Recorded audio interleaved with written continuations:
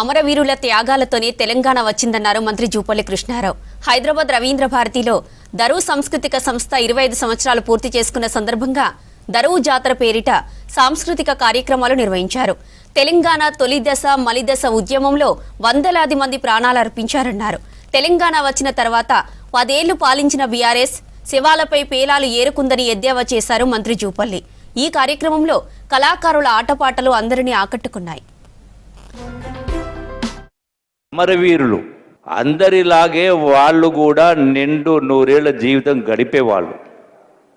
కానీ మా చావులతో తెలంగాణ రావాలి, వచ్చిన తెలంగాణ రాష్ట్రంలో అన్ని వర్గాల ప్రజలు సుఖ సంతోషంతో ఉండాలి,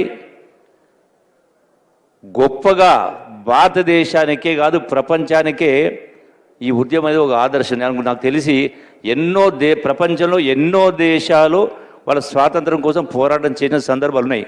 కానీ వందలాది మంది బిడ్డలు ఆనాడు 1969లో తుపాకీ తూటాలకు బలైన మలిదశ ఉద్యమంలో వందలాది మంది బిడ్డలు ఆత్మార్పణ చేసిండ్రు, ప్రాణత్యాగాలు చేసిండ్రు, ఆత్మహత్యలు చేసుకోవడం జరిగింది. నాకు తెలిసి ఇటువంటి ఉద్యమం ఎక్కడ కూడా జరగలేదు.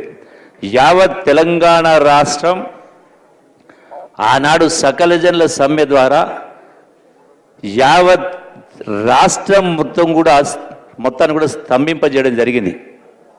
ఇది మామూలు విషయం కాదు, ఒకరు కాదు, ఇద్దరు కాదు, మొత్తం 4 కోట్ల ప్రజలు కూడా ఒకటి కావడం జరిగింది.